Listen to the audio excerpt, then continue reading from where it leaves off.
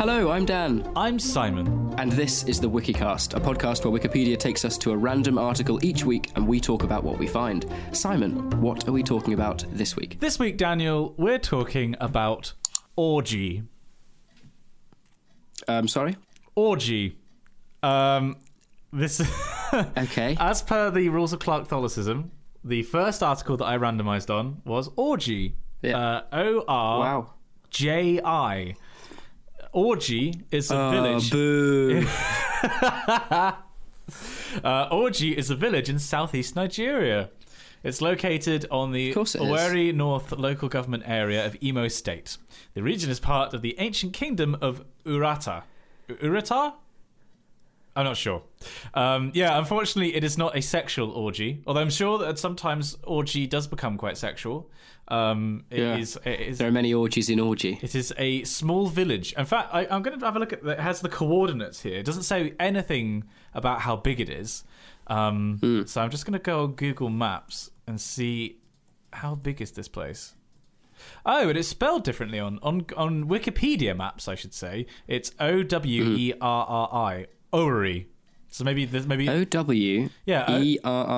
Yeah, O-W-E-R-R-I. So I don't know if this is a case of I put an English pronunciation on orgy, but it is spelled O-R-J-I, and I can't think of another way to pronounce that. I mean, tell me more. Well, I mean, I would love to tell you more, but there is very little to tell. It's part of the ancient kingdom of Urata, or Urata. Orji is one of several settlements along the Owerri Okigwe Road. Including several settlements along the Owerri Okigwe Road, including Umachoke, Umuagowurum, Umuogi, Umurkehi, Umuadu, Umuyameka, Umundala, Umuasonye, and Arrow. I have no doubt that I pronounced every single one of those names wrong. Out of sheer oh God, here we go. It's an early morning. Curiosity is the word I was attempting there. I found a travel website. Oh yeah. About now it's got the spelling O-W-E-R-R-I. I'm still going to go with Orji or Owerri. Oh gosh, who knows? Anyway, this might be the most spectacular website I've ever seen. Oh, go on. It's broken up into OWERRI, Nigeria has 5 tags, okay? Mm-hmm. And presumably in aiding in when one is wanting to travel to kind of suggest this as a place to go. The 5 tags are as follows: nature, friendly people, nightlife, cathedral, art galleries. I want to go already. Now, there's further information as we scroll down this page. Several kind of subheadings. Why should you visit Owerri? What is the best time to visit this place? How to get to this place? How to move around? So it's clearly the translations are quite cute. Now there's the Assumpta Cathedral, which is one of the largest Catholic cathedrals in Nigeria, apparently. Wow. Any more information about how big it is? Because I don't know if there's like 2 cathedrals in Nigeria. I have no idea. Like, I think it's a... I'm just going to tab out. I think it was a... Oh my God, it's bloody huge. No, was Nigeria a British colony? I think it was. Hang on, I'm going to have to Google this. I feel terrible for not knowing that. I don't know. Well, my point being, was it a Christian... what's it called? I think so. Would it have been a Christian colony in the colonial period? Yeah, it's a Roman Catholic cathedral, so you would have thought... Yes, British Nigeria. Yeah, British 1800 to 1960. Sorry, guys. Yeah. We did it. Oops, we did it again. We enslaved a race. It's an unfortunate part of British history. Oh dear. Yes. That definitely shouldn't be put into a Britney Spears song. That's how I like to deal with all cultural atrocities, is to put them in various Britney Spears songs. Yeah. Like, Toxic is basically just the legacy of the British Empire. Right, so I found this cathedral. It's a very, very short Wikipedia article. Okay. is the name given to a religious building. Assumption Cathedral or Owerri Cathedral is the name given to a religious building belonging to the Catholic Church, which is located in the city of Owerri, the capital of the state of Imo in the southeastern part of the African country. As its name indicates, it's dedicated to the Catholic dogma of the Assumption of the Virgin Mary. The temple follows the Roman or Latin Rite, and is the main church of the Metropolitan Archdiocese of Owerri, which began as an apostolic vicariate. Vicar, as in a region that has a vicar, I assume. Yeah, I suppose. Vicariate. I guess. You're the one who has more experience with the church at this point. Yes. I mean, this is Roman Catholic, though. This is where it gets very spicy. In 1948, and it obtained its current status in 1994. Right. From Pope John Paul II. Well, it looks quite nice. It's quite plain. Excuse me. The tourism board says amazing things like, what is the best time to visit Owerri? Every time of the year is a great time to visit the city. Okay, that's great. Fantastic. The nightlife apparently has a very vibrant nightlife. I can imagine that, actually. I mean, if you're touring Eastern Nigeria, Orji specifically, or was this a broader region that we were talking about? No, this is this is Orji specifically. However, it's this Owerri spelling. If you're touring Eastern Nigeria, visiting Orji comes highly recommended. People come into the city from neighbouring out-of-state towns of Aba, Auka, Enugu, and Port Harcourt to live and experience the party lifestyle in the city at night. For some reason, night is capitalised. That implies a kind of Batman-esque night. They come and enjoy the night. It's I mean, given it's under a category called nightlife, I think people would assume that they wouldn't be going in the day. Yeah, gosh, it's just a bit weird, isn't it? What I've learned from this entire experience is that there's a village we have basically no information about. But if you go to Nigeria, an orgy is recommended. Right. That seemed to be the conclusion. That's the only useful piece of information I've learned. Yeah. How strange. I see. Orji. Right. So on Google Maps, Orji is a part of Owerri. It's like saying we've been getting like Hammersmith and London confused. I think it's like it's like a village within the town. It's like a borough. Yeah. I see. The Imo State University is there, along with a computer lodge. Wow. Clang. Yeah. Gosh. All right there, Orji. Stop boasting. I know very, very little about Nigeria. I really do. I know that John Boyega is from Nigeria, and I now know that it was a British colony, and that's about... It's also... Lagos is the capital, and it is the fastest growing city in the world, I think. It used to be the fastest growing city in the world. It was gaining something unbelievable, like 500,000 people a year or something crazy. I'm just going to Google that on the Wikipedia, actually, just to see... hang on. Lagos growth. It might not be anymore. It might be somewhere in Asia. Wow. Okay, so its population is 21 million, and in 1970 it had 1.4 million. Wow. That is a huge growth. Yeah, like every decade it's grown by, what's that? About 3 to 4 million people. So yeah, getting on Jesus for 500,000 Christ. people a year come to the city. That's insane. Wow. I'm not sure if a part of me wants to say that I'd like to visit, because I think it'd be such a different world in, you know, especially somewhere that's growing that quickly. Like, it's almost like not a frontier town, because obviously it's a very established country, but, you know, like there's just this energy about the place, I imagine, of all these people coming in, and presumably it's a very tough grind, like, to make a life there, to actually stand out. But I'm not sure if I'd want to visit, because I imagine it would also be absolute, like, hell on earth. Yeah, well, didn't a mutual friend of ours go on a choir tour to Nigeria? Did they? Yeah, I'm pretty sure Tom Noon. Really? with King's London. Oh, right. Yeah, I'm pretty sure they went to Nigeria on tour, which is just hilarious. A chapel choir tour to Nigeria. It's not the first place that would come to mind as doing a chapel tour, but I mean, I suppose there's a large... I looked it up. It was 40% of the population is Christian.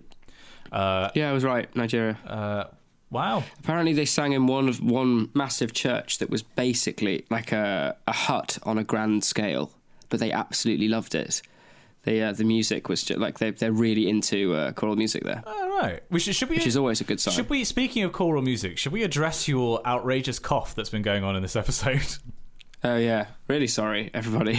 I'm quite ill. It's reached that time where sickness has set in. Yeah. I think it's mainly been down to the sheer amount of singing I've been doing recently, just because it's quite a busy time of year for the cathedral. My voice kind of gave out about a week ago, and what started with just quite a raw feeling throat and tickly cough then progressed into a full-blown, if you'll pardon the pun, full-blown cold. Which is why we missed an episode last week. We missed an episode because I was in Berlin. That was my fault. But Dan has just been very poorly. So sorry about that. But I'm on the up now. I think I'm hoping I'm going to be better by Friday because my parents are coming down to visit, which is quite nice. It's just as well you don't have very much singing to do in the near future. Yeah, evensong today, first carol service. Oh yeah, Christmas tomorrow. Oh no, evensong on Friday, carol service on Saturday, Handel's Messiah on Sunday. So yeah, pretty free really. Not much going on. Yeah. How have you been? Actually, we never do this on the podcast. How have you been, Daniel?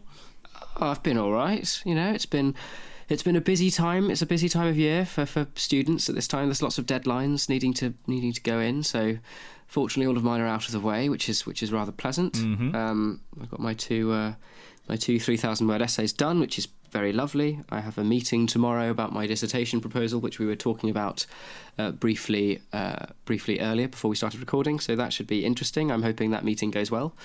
I'm sure it will. To be honest, I'm just looking forward to when that's done and it's all approved and they're like, yes, you can actually do this as your dissertation. Then I'm home free. I can kind of properly chill out. It's been getting very festive down here, though. The market's going from strength to strength, which is very nice. There's more and more Christmas music kind of making its way into services. For instance, we sang a carol as the anthem yesterday, which was quite fun. Oh, nice. The Advent Carol by Richard Shepherd, which is actually very, very nice. Oh, I think I know that. Although I can't find a recording of it anywhere. So if you can, it's worth a listen. It's very nice. I've got the tree. The tree is up. Yes, yeah. So have we. Yeah. Have you named yours? No. I mean, we had this discussion a few weeks ago, didn't we, about when was the right time to put the tree up? And I have definitely. Oh, yeah. Pixel Girl has definitely changed my mind in bringing it forward quite a way. I'm now roughly in line with when you put yours up. But no, to answer your question, we haven't named our tree. Have you? We've named. Oh yeah, absolutely. It's called Noel. Noel. So quite a nice little pun there. If you Noel. Hey. Oh right. I thought you should have called it Chris, so it could be a Chris Pine. There you go. Very nice. Noel had been. Oh dear. Excuse me. Noel had been. It's one of those really annoying tickly coughs. You get halfway through a sentence, your throat dries up, and then you have to. So do forgive me. He'd been looking rather bare and barren over the past kind of couple of weeks because he didn't have any decorations on him. I managed to. I kind of jauntily threw a Santa hat on the very top. And then James has an old pair of glasses that we kind of perched under it. So he kind of just stands in the corner staring at the telly, which is quite kind of sinister. But I went to IKEA, the new Exeter IKEA, with a friend the other day. And had an absolute blast. I bought a bonsai and a geranium. Oh, whoa! Oh, I know, it's very exciting. And along with that, some fairy lights and some really quite lovely Christmas decorations from IKEA, which is quite nice. So he's looking bedecked appropriately. His halls are very much decked. Is it the first tree you've had called Noel? Yeah, this is the first Noel. The tree last year I don't think had a name. He was just present.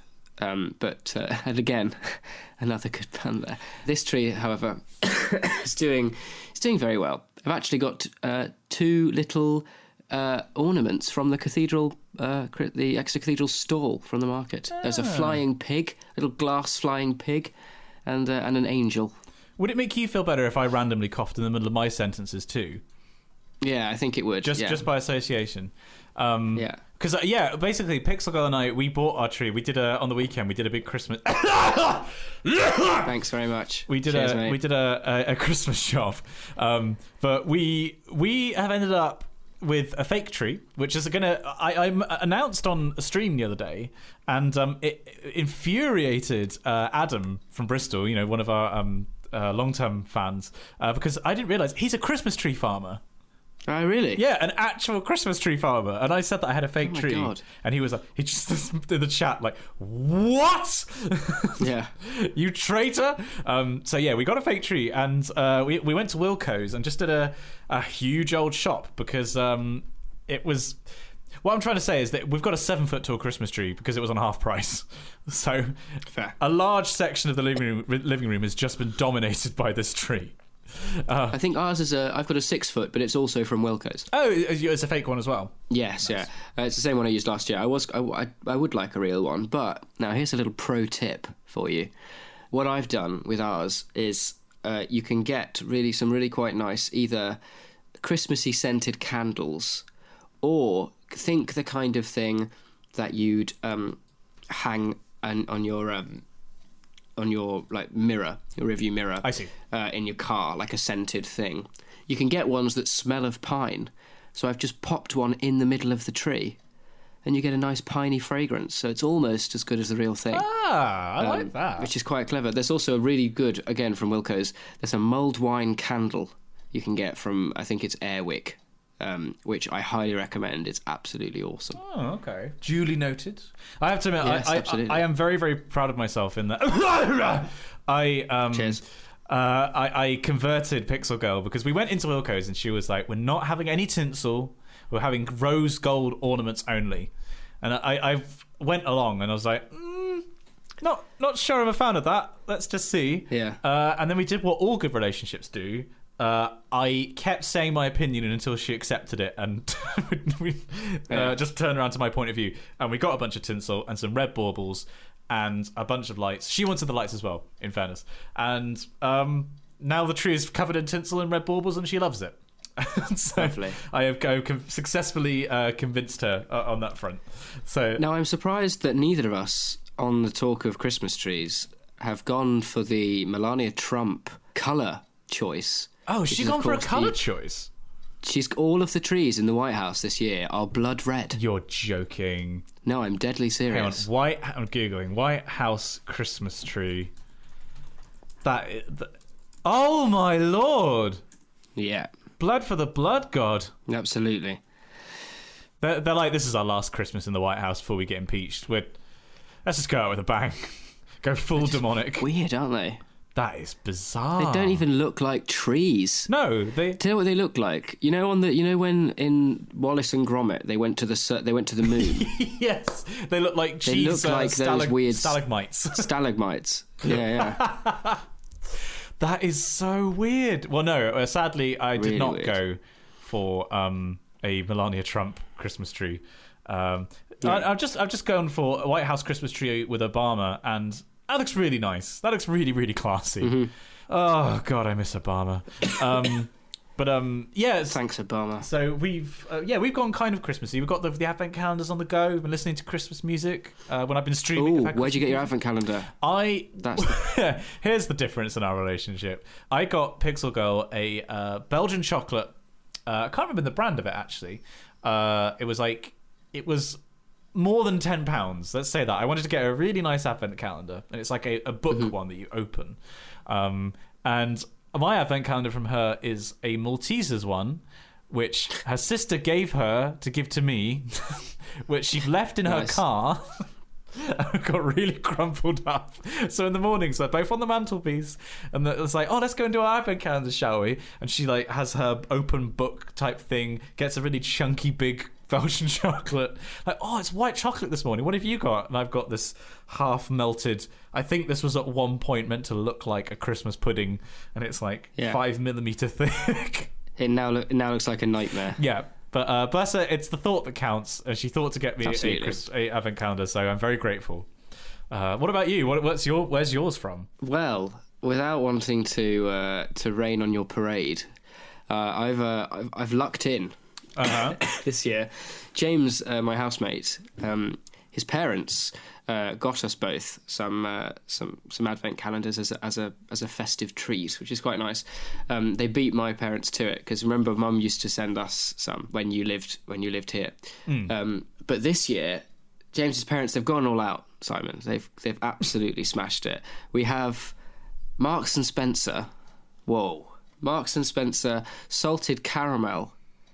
So they're little dark chocolate gold dusted balls, which is the best way to have your balls. Eat a ball, I think. And it's filled with like a salted caramel, kind of gooey, very liquidy centre. I can just imagine that melting in my mouth right now. Oh, it's like a little flavour bomb, which is just a lovely way to start. Although, because I'm an idiot, I think in my kind of sick stupor, James and I had the inaugural ceremony of having the first Advent chocolate on the first day, and I found door number 1, but for some inexplicable reason, I went to go and have door number 2 the next day, and the day before I'd just eaten the 1 out of 6.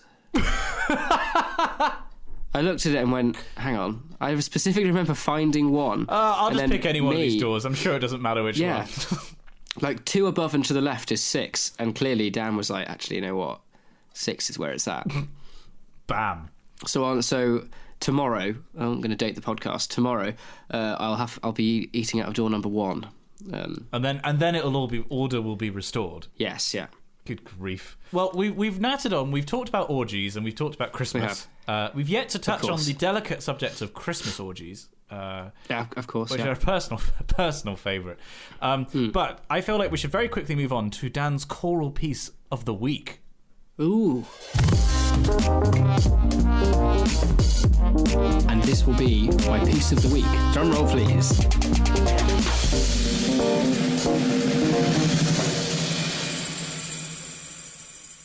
All right, we've had the jingle.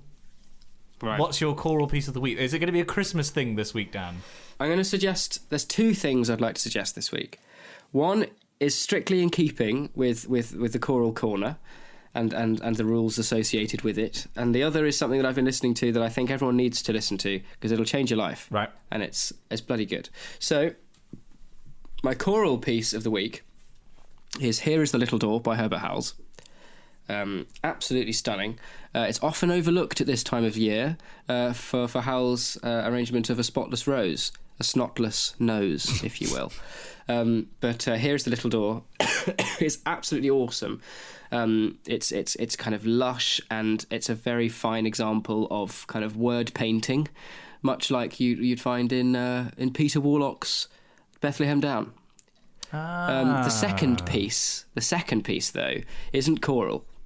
But it is classic. Sorry, I thought that was your segue into Bethlehem Down being your second piece. Oh, wow, no, okay. No. This is going right. So, my second piece is an album called Recomposed by Max Richter. I love this album. British. Yeah. And he's recomposed Vivaldi's Four Seasons. Yep. Yeah, absolutely wonderful. Awesome. Again, this is a recommendation from a friend, and wow, it's super great. Have you only just discovered it? Because I've been listening to this for like a couple of years now. No, I only found. I think I've only found out about it within the last couple of weeks. Wow. But it's safe to say that I've been playing it kind of non-stop. It's been my go-to playlist as I've been walking to and from the cathedral for services. I've been because Max Richter's from that has become one of my favourite sort of modern composers. Yeah. And interestingly, he does a load of work with most of the BBC film or extended series. Oh, so really? Things like Taboo. Remember Taboo? Yeah. Yeah, he did a load of music on that. I think he might have had a shoe-in for War and Peace. There's loads of stuff. But I've been listening to it, not only through my headphones, but I made a musical purchase not long ago. Thanks to Amazon's fantastic Prime deals and Cyber Monday. I normally don't buy into Amazon at this time of year because I feel it's a bit of a cop-out for getting presents for people. I'd rather get like a proper kind of a thought-through gift rather than knowing that I can get a discount and get it the next day, you know. But anyway, I was looking along, and I've been after a really good wireless Bluetooth speaker. Mm-hmm.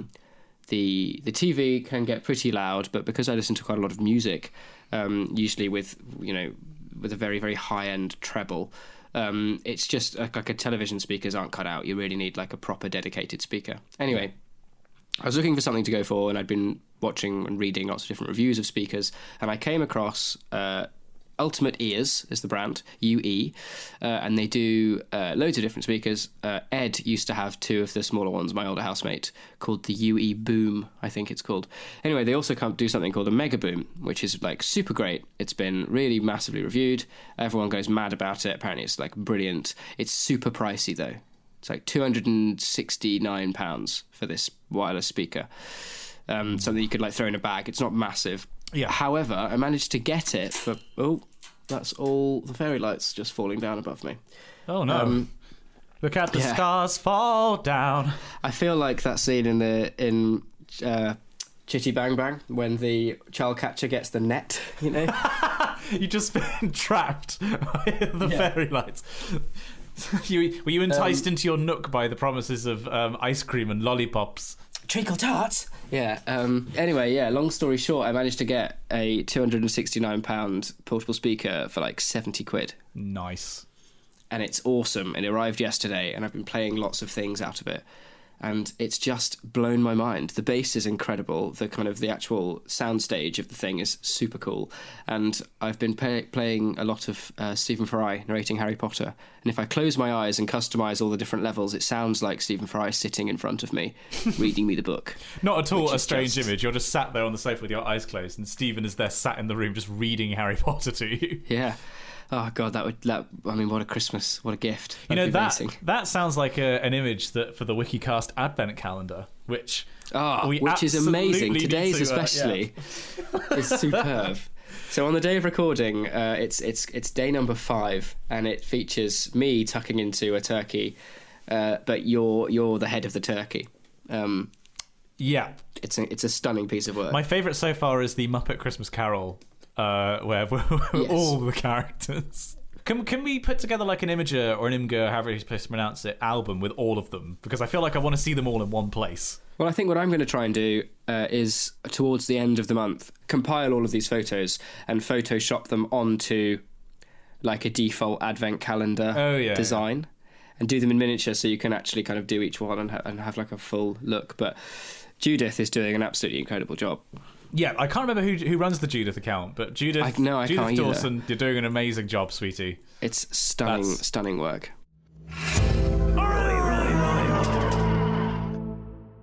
So we find ourselves in Critics' Corner, and Daniel, I have 2 words for you, and I want to set you going. Okay. Fantastic Beasts. Oh no! Why did you? Go. I'm so upset.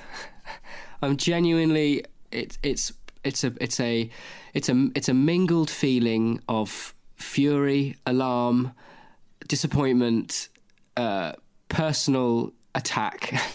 I made the foolish mistake of messaging my housemate a couple of weeks ago and saying, "Hey, we should do a house trip out. We've both been really busy. We haven't really seen each other.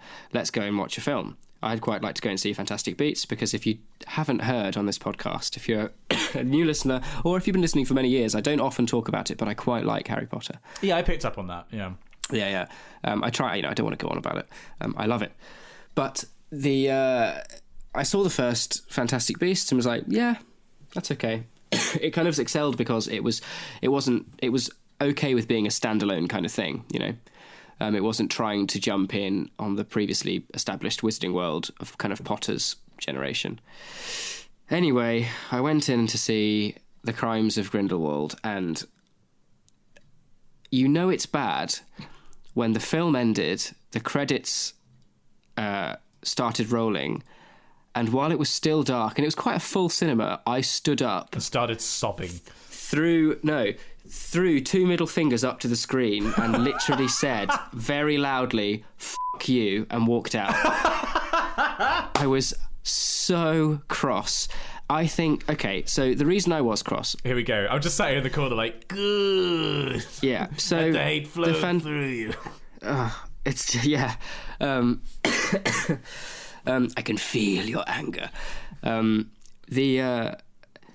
Fantastic Beasts trope thing of having all of these weird and wonderful creatures, every single creature, with the exception of Wicket, the little oh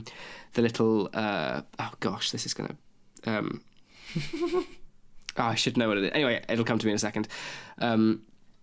Every creature was used as a trope to get the characters out of a sticky situation, because clearly they'd written a story and gone, we've got a plot hole here, or, oh God, timing doesn't work, or, oh no, how are they going to do this? And they use a beast to aid them. And you're made aware of this in like the first 15 minutes of the film. So you just whenever you see a new beast, you're like, well, how long is it going to be before you suddenly realise, oh, this is why they've been introduced, because they need to like travel across Paris in a second, so they'll use this thing that can run really quick, or the kind of the newer characters that were introduced in this film weren't nearly as developed as I thought as they should be. So what resulted was these massively kind of emotional, heartbreaking moments weren't at all, because you just had no connection to these characters. And what was even worse is that previously established characters, or characters that are so loved and known in the kind of the canon, if you like, i.e. Dumbledore, he just did the most out of character, weird, shitty, stupid things, and said these weird things. You're like, well, he'd never do that. That's not what Albus would do. What do you know? The only not redeeming factor, not my Albus. Well, absolutely.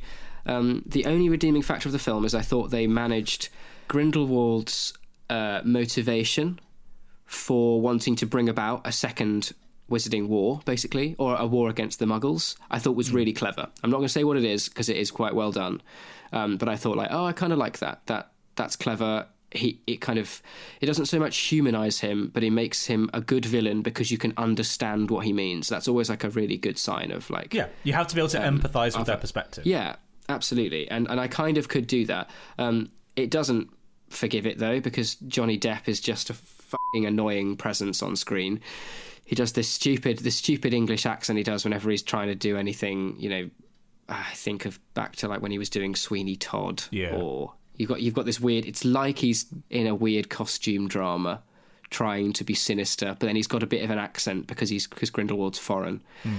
I was just massively disappointed, and it really, really... It seems like it's every aspect of the film, basically, has pissed you off. Absolutely. I'm going to actually recall what I said. I think I phrased it quite eloquently on Facebook. I did a post. I'm trying to kind of organise my thoughts at the moment, but I can't really do it. So I'm going to read what I said, and it kind of explains how I feel. So okay. This is an extract from my newsfeed. Decided on a house trip to the pictures tonight. Crimes of Grindelwald, fantastic scapegoats and how to use them. Now, anyone who knows me will understand that I'm obsessed to the point of madness with J.K. Rowling's world, its characters, and how much these stories have meant to me growing up. I am absolutely gutted. Poorly written, tropes shoehorned in left, right and centre, but most crushingly of all, a complete failure to inspire in its audience a desire to believe and escape to this magical place that's hiding all around us. A well-aimed and spectacularly powerful kick in the teeth to anyone who loves the Wizarding world. I'll save a full review for a different forum, for when I've had time to decompress from the waking nightmare of a film I've just seen. 1 out of 5 stars, speechless. And most interestingly I've had quite a lot of feedback on that post about people, and an overwhelming number of people feel exactly the same way. Yeah. There are a lot of people who are cross about this film. Yeah, I it seems to be quite a thing on YouTube. I haven't watched any of the videos, but I know there are a lot of review videos with basically the same conclusion, that it's terrible. You're not alone, I think, in this opinion. Yeah, it's crap. Don't go and see it. I mean, everyone will go and see it because... But now I kind of want to see it to see how bad it is. It's like an Adam Sandler film. I really want you to see it, because I want you to tell me what you think, because we're going to come at these things from two very, very different perspectives. You can probably... I was so caught up in how much it was changing canon and lore about the universe that if I was ever to go on to like Mastermind or anything... I mean, you've lived with me. I'm obsessed with these books. I know like every inch of them. Oh, bowtruckle. That's what I'm thinking of. The animal that Wicket is a bowtruckle. Yeah, it's stupid. The very end of the film also is. I think I might know how they're going to save it in the next film in explaining how they've basically just rewritten biographies and the kind of families of certain characters, because there's a big twist at the end where you're like, hang on a minute. I think I know how they're going to do it, but when you end like that with no explanation and nothing has even been hinted to in the past that this might be a possibility, it's just basically like, oh look, they're trying to be edgy, so we'll make a massive sweeping generalized change to the story, and people will be like, oh wow, that's so exciting, when no, because Harry Potter so loved the world around it, people are just going to go, well, that doesn't make any sense, because we've lived and breathed it for years, like decades nearly. I'm really sad about it, but I'd like you to go and see it. I want to hear our readers' thoughts on it as well. Absolutely, yeah. Readers do write in to spongyelectric@gmail.com. I definitely want to hear about it. I will maintain my original point that I made about Fantastic Beasts when it first came out, which is that they picked the wrong topic for it to base these movies on. They wanted to do another Mudbloods versus Purebloods, basically a proxy for racism plotline. They should have done it about climate change. They should have done it about species extinction. They should have done an environmental issue, because that's what Newt Scamander is about. They shouldn't have tried to do Harry Potter again. They should have told a different story within the universe and had a different allegorical points to make. Yeah. Yeah. And it's so frustrating, because on paper, the story of Grindelwald and Dumbledore is fascinating. Like that would be such an interesting story to tell. But then, much like with The Last Jedi, you have these moments where whole 20, 25 minutes of the film is taken up with a stupid side story that no one gives a shit about. Yeah. You just, it's a crying shame. I think the performances on screen, bar Johnny Depp, you're like, yeah, they're all pretty good. Eddie Redmayne's good. He's a good actor. He does the character well. I thought Jude Law gave a pretty kind of fitting interpretation of Dumbledore, and you can see that he's clearly done work into trying to make sure that he kind of flows into his predecessors. But it was more just how he was written that made him stand out as being something different. Yeah. And again, about tropes, there's this whole thing about Dumbledore basically says, and you see this in the trailer, so it's not a spoiler. He needs Newt's help because Dumbledore can't move against Grindelwald. He just can't do it. And in the films, that you think it's because they loved each other, and that's what you know about in the books. They, you find out that they were kind of very much in love. But in in Crimes of Grindelwald, you find out there is an actual reason why they can't. And again, it's a stupid trope it's just crap. And it's put in right near the end of the film, and it's just, it's rubbish. Yeah. Well, speaking of negative reviews, I don't know if you've already seen this, but I did a video where I talked about Name of the Wind. Oh yeah, so I didn't actually watch your video on it. But I saw that you'd given it. Was it 3.5 stars? Well, yeah, I gave it 3 because I felt like, well, on Goodreads you have to give integer numbers of stars. Probably 3.5 would probably be more of a fair rating. But yeah, I had some big old problems with the book, and it's interesting in that the response to my review has been probably maybe 60-40, 60 not agreeing with me, but about 40% saying you're absolutely bang on. This is exactly my problem with the book. And the other 60% saying, no, I disagree with your opinion because this. And effectively, the short review is, I thought the book was very entertaining, and I'm going to read the sequel, partly just to see if it's as bad as people say it is. But much as I found it entertaining, and I thought the structure was very original, and I thought the world building was great. I particularly like the way that magic works as kind of like a science to it. Yes. I really didn't like Kvoth, or it's not that, it's Kvoth apparently. I think I've been pronouncing it wrong this entire time. I just think he's a prick, and I know that there is the issue of the unreliable narrator, and my problem with the story. Well, sorry, not the problem with the story, but the problem with the book was that he's just not got any flaws as a character. A lot of people have disagreed with me on that. A lot of people saying that his pride and his hubris has done all these things. But this is where, you obviously have the problem with the unreliable narrator, and like he's obviously going to make himself look like he does nothing wrong. But I didn't interpret any of the stuff that goes wrong really as being his fault. It was always the problem of circumstance. And I just didn't like him at all. And apparently the sequel is worse for that. It makes him, he tells the story as if he's completely flawless and has all these women falling for him. And like, there was a particular scene, you'll know this, when he's at the archive and there's the female student on the desk in the Ambrose, the upper class guy. Yeah. And he's just like, well, naturally I just went in and I like walked all over him with my wit, and he walked off all embarrassed because I had to go and protect her honor. And it's just a bit like, fuck off, both. Just no. I don't want to hear this anymore. It was tiring. I was just waiting for stuff to go wrong for him. Like at the end, when I won't spoil it for anyone who hasn't read the book, but when something happens with his loot, I was like, thank God something's gone wrong for you. I enjoyed it. Don't get me wrong, and I am going to read the sequel and the Slow Regard of Silent Things. But yeah, because you really really loved it, didn't you? I really liked it. There are definitely moments when he does come across as an arrogant kind of twat. Yeah. I think I justified that in my mind of he's been made this from the just fucking miserable childhood he's had. Like he's reached this point now where he does just have to be almost his arrogance and his coldness he's kind of like a product of his own experience. Yeah. And so that kind of the way that he is, it's almost, the thing that I thought was really clever is that, how he always, whenever he talks about music and how emotional it is and how much feeling there is, and music in the world, the context of the kind of world within the book, is incredibly powerful. Like it moves people to absolute, tears and stuff. And when he kind of waxes lyrical about things like that, it's almost done as kind of anaphora, in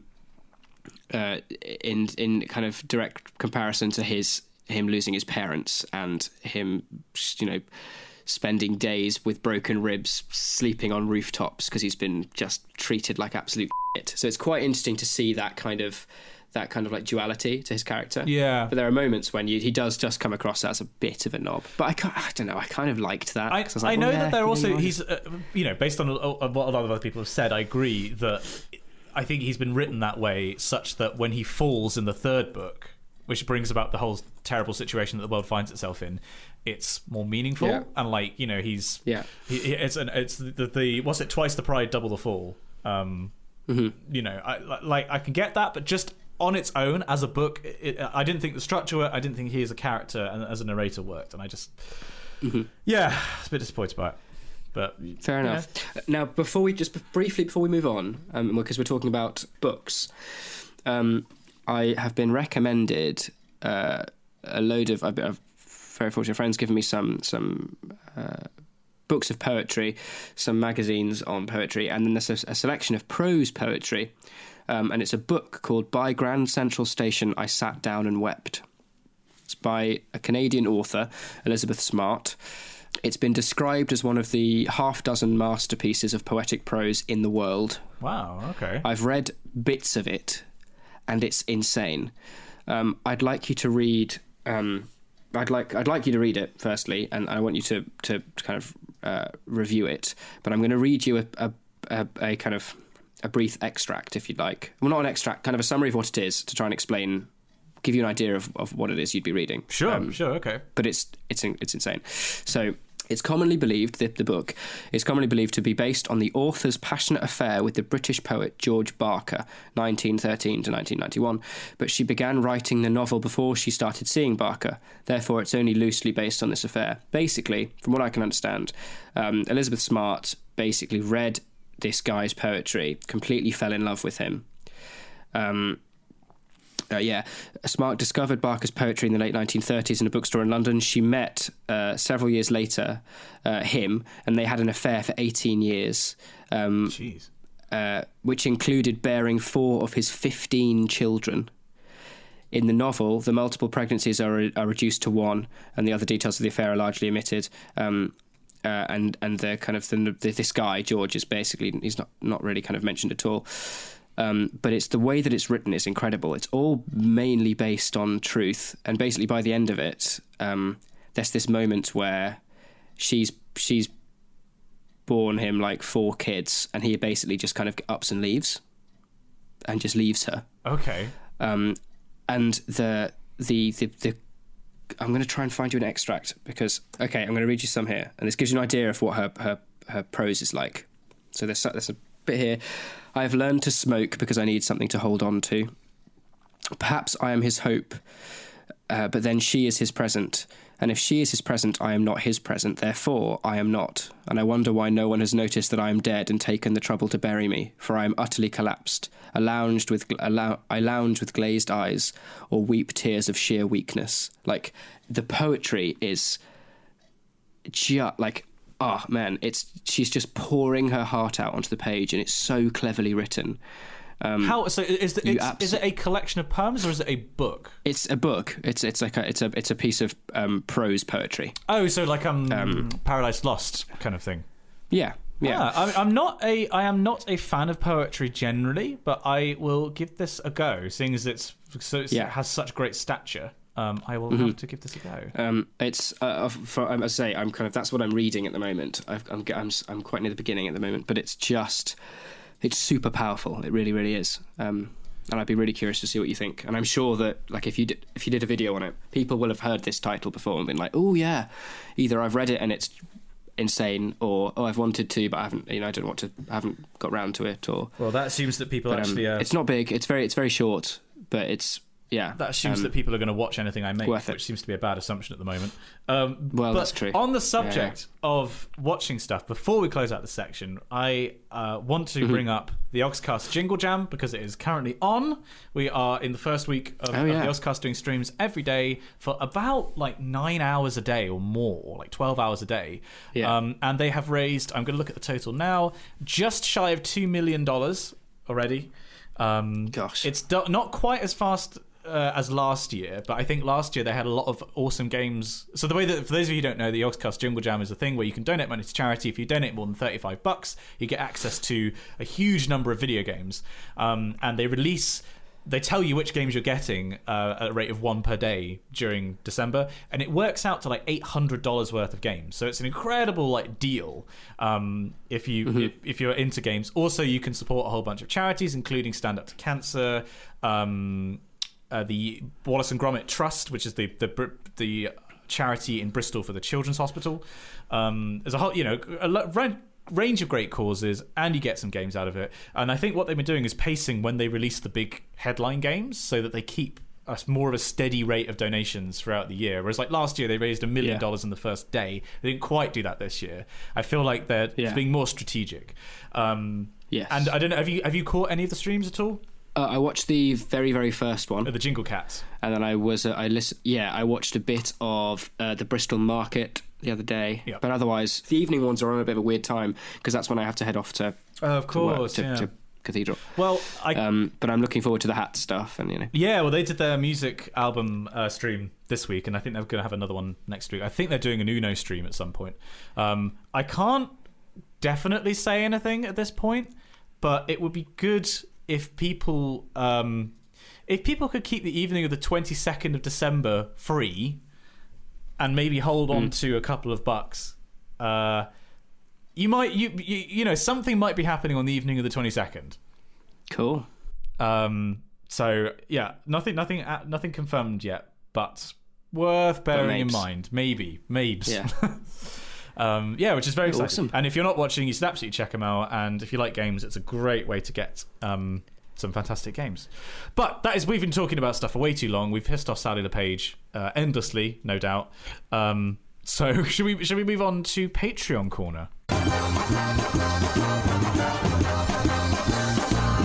Top lad. So we're here again. It's Patreon Corner. This is the part of the podcast where we'd like to say a massive thank you. Patreon.com/the Wikicast. I've realised bam, there it is. We never actually say the link. Patreon.com/the Wikicast. It's because we're professionals, Simon. Yes, okay. Very.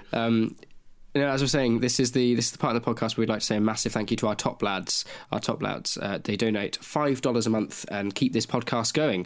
It pays for things like our hosting, our monthly donation to Wikipedia, and allows Simon and I to travel as and when it's needed to do some really cool stuff in person for the good of the channel, Spongy and Electric on YouTube, or the podcast that you're listening to right now. So without further ado, I personally would like to say a massive thank you to Ben Dent, Ben McMurtry, and Billy Toulson. I'd like to thank Bryce D. Wilkins, Chockercat, and Connor Levers. There's, of course, the one, the only Dan Hanvey, Davy Schram Vontabell, and Elliot Conway. Eric Davis, Habiba Amjad, Henry Brewster, Isabel Otrowski, Jay Wright, and John Mannion. Geordie Eschendahl, Kyle Much, and Lachlan Woods. Lewis Watson, Maggie, and Marut Vakira Punyawat. Matt Maguire, Fee Gascoigne, Rory Healy. Simon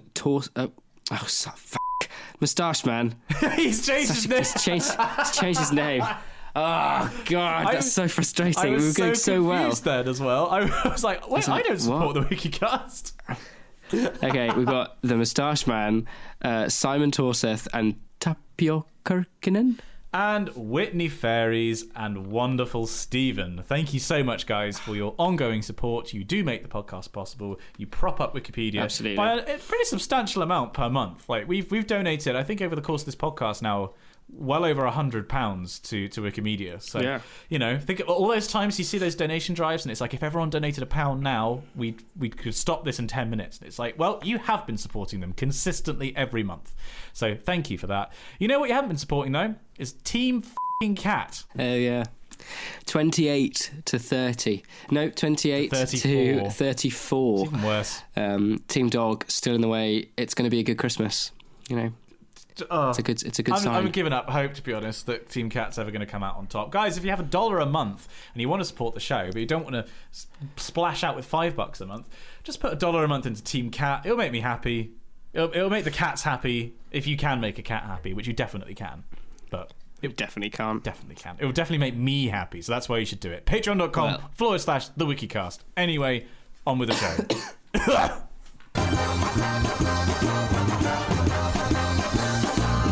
Top lad.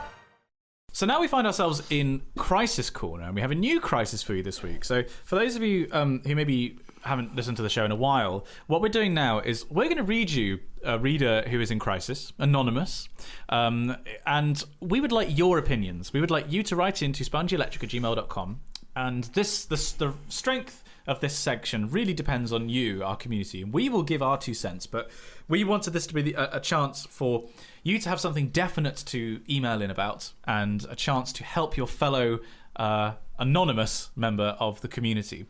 So what I'm going to do is read out a message which Anonymous has sent us, and then I would like you, yes you, listen to this right now, even if it's a very brief email. I want your thoughts on it. So, are you sitting comfortably, Dan? I am indeed. Great. Okay, well, I have a message here from Anonymous, who writes, Dear Messrs Clark and Moore, I seek advice on affairs of the heart and moving on from the same. My girlfriend and I met a little over 2 years ago in university during our mutual studies in Iceland. She's from country A and I country B, and together we forged out a little life, made good friends, and even gained a family. She lived with a local family. We took care of their children, the dog, and went on little trips with them, halcyon days. Our time together in Iceland came to an end on completion of our studies, and together we decided our next adventure would be Vienna. We moved here at the beginning of October, and though I can safely say it's the most beautiful city I've ever been in, it has been incredibly hard to find work ever since we got here. We were blessed with a friend's apartment to live in, very central, very low rents, just the 2 of us, but finding a job has been next to impossible. This brings us up to last week, where the person I love most in the world turns to me and says, I don't want to be here anymore and I want to go home. I'm not willing to put any more effort into this relationship. I still love you. I think you're really handsome, but I'm not sexually attracted to you at all. Out of the blue doesn't cover it. There is, to be sure, a significant age gap between the 2 of us, and she tells me she does not want to be tied down in any relationship. I write this message as she stands in front of me in the kitchen, finishing the last of her packing before jumping on a bus tonight. I don't know what is next for me. My family and I at home in country B, not very close, nor do my now closest friends live there. I don't want to be in country B at all. I feel more aimless and lost than ever before in my life and don't know what's next. I would love to know if any readers have ever found themselves in a similar situation or if anyone has any thoughts whatsoever. Thank you very much for your time. Kind regards, Anonymous. Wow. Well, that's a very, very heavy one. I mean, I'm pretty sure that most people listening to this will have been in relationships that, well, I'm imagining that a lot of people will have been in similar situations with their relationships. Some people may have been in similar situations with living in places and, and not be able to sort of make something work and sort of weighing up what your next moves are. Some people may have had both of these situations over the top of one another, like Anonymous has. But I would very much like to hear from all of our readers. I think this is a reader very much in need. And I'm very glad that we had the platform to kind of air this out. And I hope that we can offer to you, Anonymous, some good advice courtesy of our readers. So please do get writing in, everyone. I've got some opinions. SpongyElectric@gmail.com. I have some opinions on this already, but I will wait until next week to go through those and to hear from our dear readers. We do also have a crisis update from a previous Anonymous, Simon. I don't know if you saw this. Oh, right. Anonymous. This was in reference a few weeks ago now to in regards to where somebody should go to do their masters after finishing their undergrad. So I'll just read the correspondence. So. From Anonymous. Dear Dan and Simon, thank you for your perspective on my crisis corner situation a couple of weeks back regarding where I should go to do my masters after finishing my undergrad degree. Yes. I'd like to think that the other readers and listeners would have given who gave their opinion. I'd like to thank, the other readers and listeners who gave their opinions too. It was really appreciated. I'm happy to update that due to all the planets aligning or some other cosmic event, my home situation has now changed to the ideal situation. My younger sister's moved out, leaving an empty bedroom. This means I can now stay at home with a room to myself and less screaming kids running about the house. I'm currently writing my personal statement and should be sending it off in the next month. I can confirm I'm applying for an MSc in molecular genetics and diagnostics at the University of Nottingham for September entry. Fingers crossed I get an offer. Thank you once again, Anonymous. That's brilliant. So well done, readers. Well done. Going through, and congratulations to Anonymous there for the planets aligning, and you sound considerably less stressed, which is good. Yeah, well done, Anonymous, and also well done all of us for the advice. Clearly we helped. Indeed. But yeah, well done. Well, okay, that's good. We had a very, very heavy start to this section. That's nice. We've just had a little lift as we go out of this section. But please do, very seriously, email in spongyelectric@gmail.com. We want to hear your opinions. Now, Dan, onwards, noble steed. I'm going to ride you over into Correspondence Corner. Oh gosh, I've just spotted in the inbox. We've got an email from. It's a hecking ruddy email. Well, hang on. Let me get down off you first. Okay, yeah, on you go. Okay. Right, now we can both read it. This is from hecking ruddy George, the man, the myth, the legend. I'm just going to circumflex. We haven't had a hecky ruddy email for a while. No, my sanity came back. Hecking ruddy George goes on to say, "Here's the thing. What we decide resides in our minds and doesn't define who we are till we do it. But then when we done it, who to funk it, we fecked it. Like Britain after Brexit, we left derelict. We're in the present knocking on the door of the future, trying to make an excuse for our past, which is kind of useless. The past is retarded, that is, it's unmoving.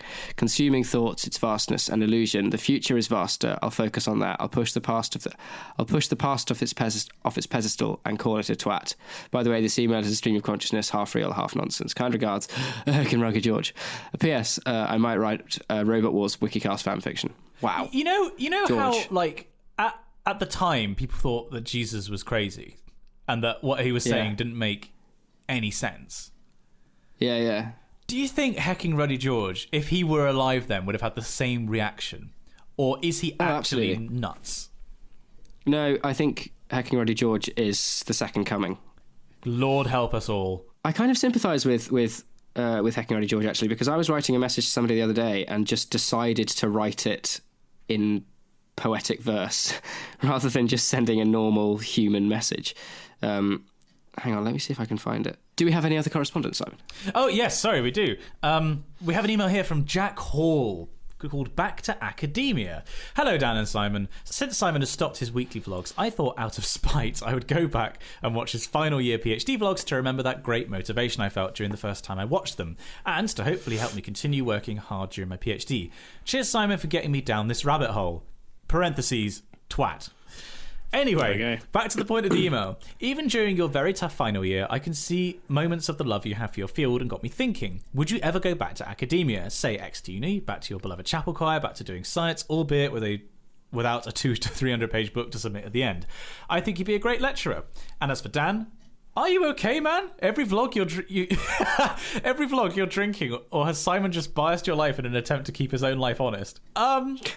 Note, Fair. This email was sent independently after the podcast of Dan drinking Angostura bitters. And apologies for the English, I'm Northern.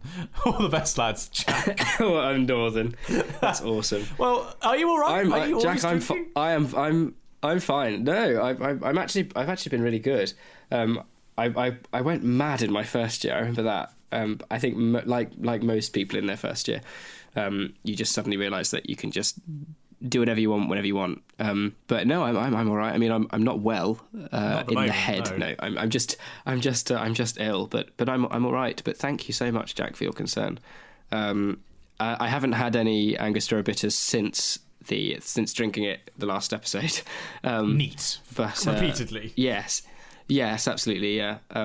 But I'll be using it at some point, I'm sure, to make some cocktails and things. That'd be fun. I mean, as for me coming back to academia, I don't rule it out at all. I definitely don't think it's impossible for me to come back.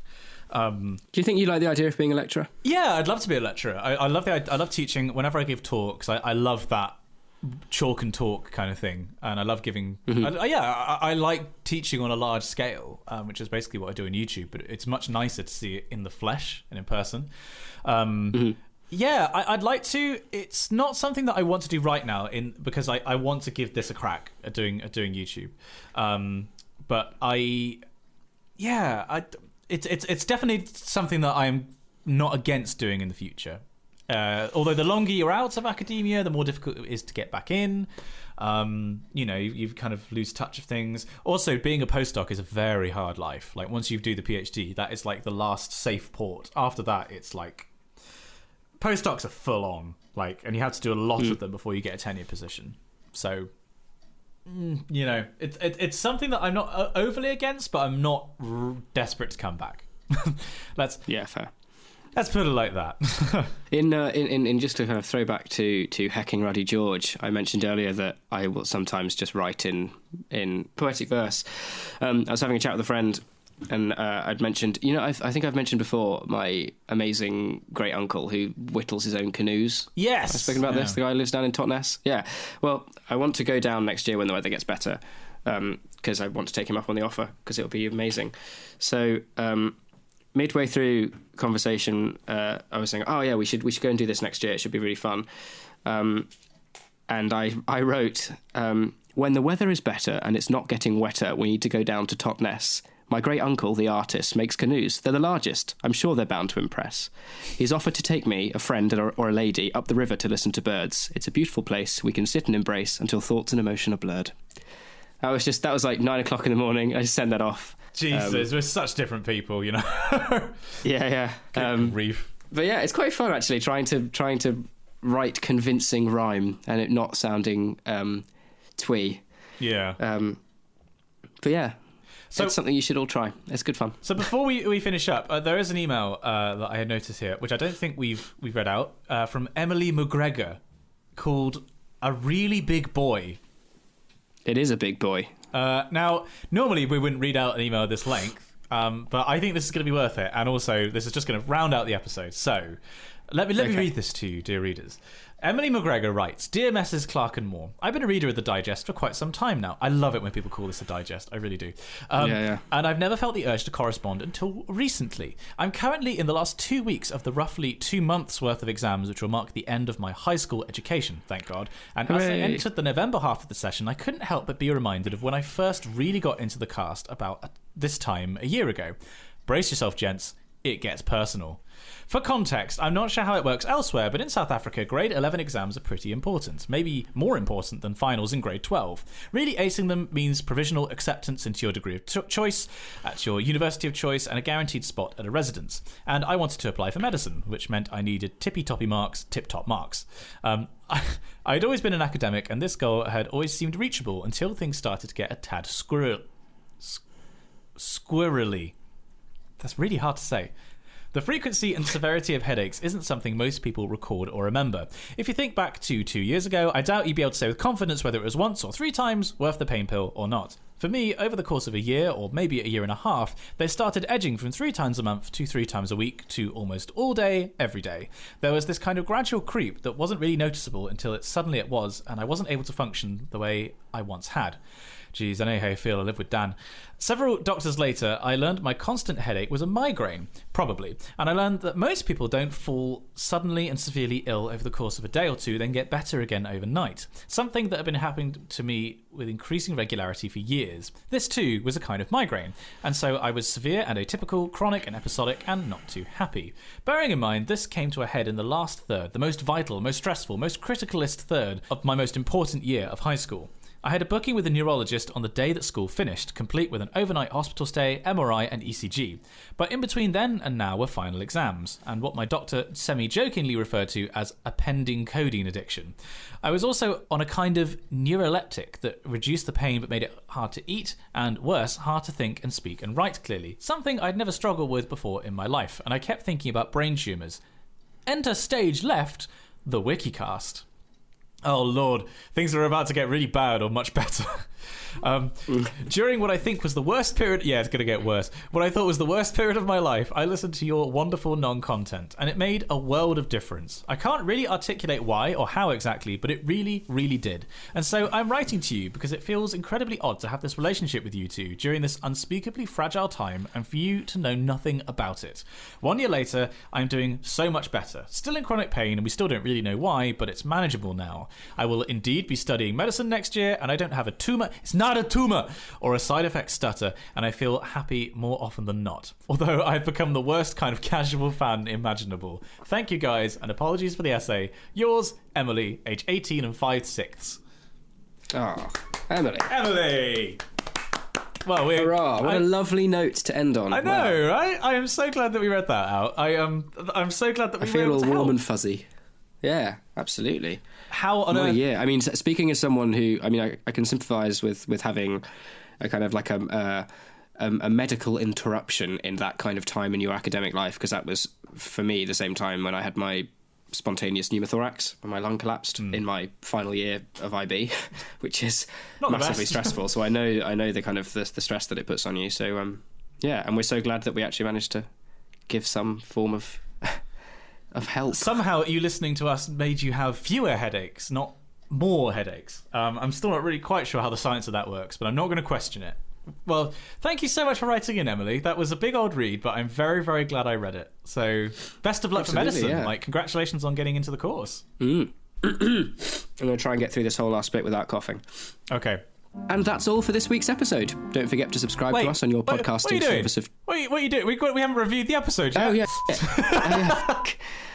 I could cough now. All right. So, Simon, what have we learnt today? Well, Daniel, I'm glad you asked, because we were talking about Orji. Orgies. Orji, a village in southeast Nigeria, located in the Owerri North local government area of Imo State. We talked about that for a bit. We talked about Nigeria and about Tom Noon's choir tour to Nigeria for some reason. Yeah. We ended up talking about Christmas, our respective Christmas trees, Advent calendars. We had my 2 musical recommendations, which one from Choral Corner, which is Herbert Howell's Here is the Little Door, which is very, very fine indeed, and Recomposed? Max Richter, I think it's just called Recomposed by Max Richter or something. Yeah, The Four Seasons. Yeah. It's got a grey and yellow album cover. It's very, very good. We spoke, sadly, about the crimes of Grindelwald. And about Name of the Wind and the Name of the Wind and the Jingle Jam. And then after that we had a new crisis. Patreon corner. We had a very serious crisis, and readers, please do write in spongyelectric@gmail.com with crisis corner in the subject line. We anonymise everything that's sent. And then after that we had a really lovely correspondence corner. I'm very, very glad that we finished on that note. Very, very, very heartwarming. Thank you so much, Emily, for emailing in. We love... this is the thing. If you want to just email in and it's just inane stuff too, it doesn't have to be super, heartwarming and lovely and emotional. We just love hearing from you. Yeah, absolutely. So yeah. If anything, just email in sending get well soon wishes to me, because I want to get well soon. Yeah. Please send your wishes to spongyelectric@gmail.com. So I don't have to listen to Dan's coughing. Right, can I do my bit now? Yes, now is the time. Yeah. That's all for this week's episode. Don't forget to subscribe to us on your podcasting service of choice. You can like us on Facebook, and if you'd like to see our faces, check out our YouTube channel, Spongy and Electric. Fantastic Beasts reviews, heartwarming correspondence, and other thoughts on the show can be sent to us at spongyelectric@gmail.com. We'd love to hear from you. Join us again for another tumble down the wiki rabbit hole, and we'll see you next time.